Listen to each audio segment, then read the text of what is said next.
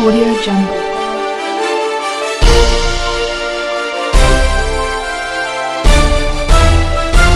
Audio Jungle. किसानों को गुंडा मवाली कहने के बाद यहां तक कि आंदोलनकारी और देश विद्रोही ठहराने के बाद आखिरकार गुरु नानक जयंती जैसे खास अवसर पर सरकार द्वारा कृषि बिल कानून को वापस ले लिया गया है।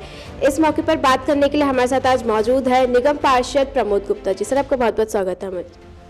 धन्यवाद। सर, मेरा पहला सवाल आपसे ये है कि ये जो कृषि कानून है, एक साल से किसान इसको वापस लेने के लिए लड़ रहा है, इस आखिर ऐसा क्या हुआ कि एक साल बाद इसको वापस लिया गया? देखिए, पहले तो मैं ये आपको कहना चाहूँगा कि किसान जो कहा जा रहा था, सारे किसान या जो लोग इस बात को लेके बैठे थे वो सभी किसानों का नेतृत्व करते हैं, ऐसा नहीं था। किसानों का एक वर्ग या कहें कुछ किसानों के कुछ नेता इस बात को राजनीतिक पार्टियों से प्रेरित होकर विरोध कर रहे थे। मगर मोदी जी का मैं धन्यवाद करना चाहूँगा, उन्होंने बहुत बड़ा दिल दिखा के जिस विषय से कोई समस्या पैदा हो रही थी, देश के अंदर अराजकता पैदा हो रही थी, उस विषय को ख़त्म करते हुए बहुत बड़ा दिल दिखाया है और लोगों को आश्वासन दिया है कि ये बिल वापस होंगे। बाकी जिस प्रकार की आगे स्थिति बनेगी उसके अनुरूप काम किया जाएगा। मगर बड़ा कल से जिस प्रकार की मैं टीवी में भाषा शैली देख रहा हूँ, जिस प्रकार का जवाब देख रहा हूँ किसान के कथित नेताओं का, वो अच्छा नहीं है, इस देश के लिए अच्छा नहीं है। राष्ट्र के प्रधानमंत्री जी ने जब एक इतनी बड़ी बात सामने आके समक्ष कही है और इतना बड़ा दिल दिखाया है, तो लोगों को जनता के हित में हट जाना चाहिए और आगे आकर राष्ट्र को मुख्य धारा से बढ़ने में मदद करनी चाहिए।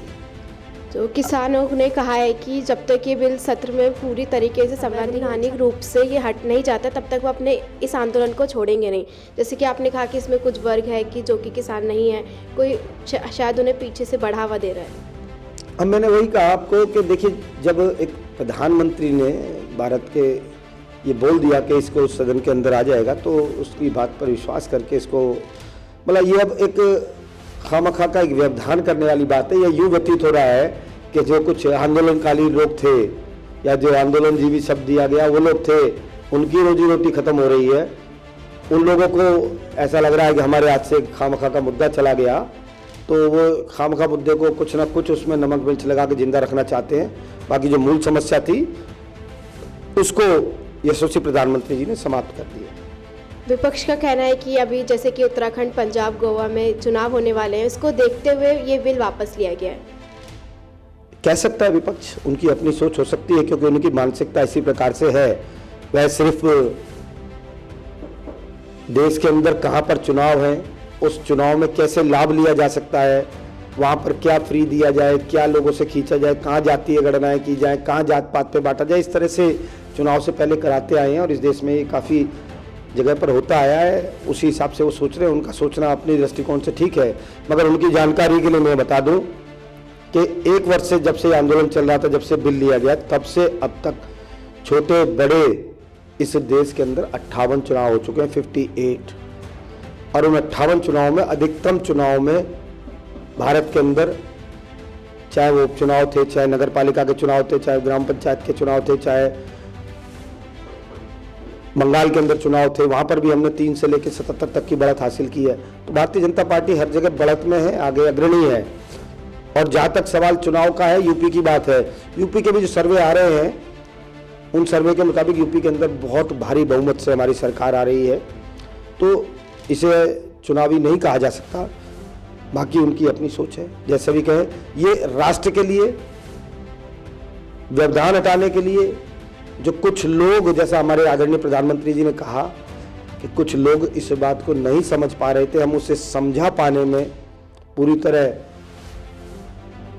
पारंगत नहीं हो पाए, तो वो विषय है। और इसमें मुझे लगता है इससे ज़्यादा कहने की, जो मोदी जी ने कहा उस पर कोई टिप्पणी करना उचित नहीं। जब भी कृषि कानूनों को वापस लेने के लिए किसानों के साथ मीटिंग हुई, तो वहाँ पे वाणिज्य मंत्री गए, कृषि मंत्री गए, लेकिन जब इसको वापस लेने का फैसला लिया गया तो खाली प्रधानमंत्री जी ने इसको वापस लिया। तो क्या वो खुश नहीं है इस फैसले से? मुझे लगता है शायद जो कथित किसान बैठे आंदोलनजीवी थे, वो इस फैसले से खुश नहीं है। अगर खुश होते तो तुरंत उन्हें अपने घर जाना चाहिए था, तुरंत अपने घर वापसी जानी चाहिए थी।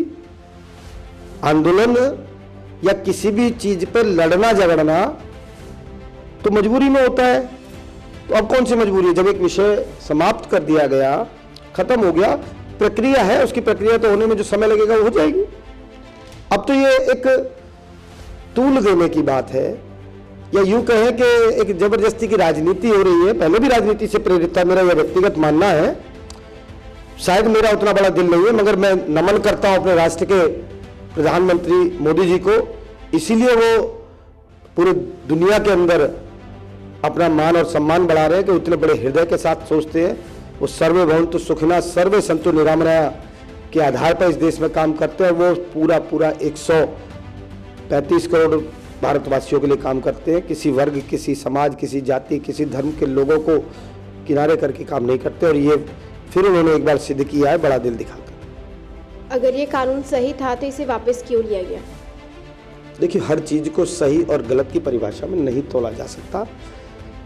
जैसा आपने अगर ध्यान से मोदी जी के स्टेटमेंट को सुना होगा तो उन्होंने लगातार कहा है कि हम एक वर्ग को समझा पाने में पूरी तरह से अपने आप को सामर्थ्य नहीं पा पाए, तो फिलहाल इस बिल को वापस किया जाता है। आगे लोगों की जैसी यही वर्ग पहले मांगता था कि इस तरह के हमें बिल चाहिए, इन्हीं लोगों की वर्षों से डिमांड थी कि इस तरह की चीज़ें चाहिए, उनके हित के लिए कहा गया था। अगर वो नहीं समझ पा रहे, कोई बात नहीं।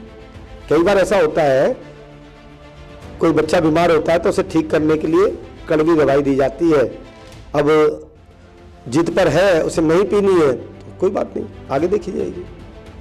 जैसे कि कुछ चीज़ें लोगों को देखकर बताई जाती हैं, कुछ चीज़ें शायद कुछ लोगों को समझ नहीं आए, इसलिए हर वर्ग को देखते हुए प्रधानमंत्री जी ने इस फैसले को वापस ले लिया। ऐसे ही इंटरव्यूज़ को देखने के लिए देखते रहिए तेज निगाहें।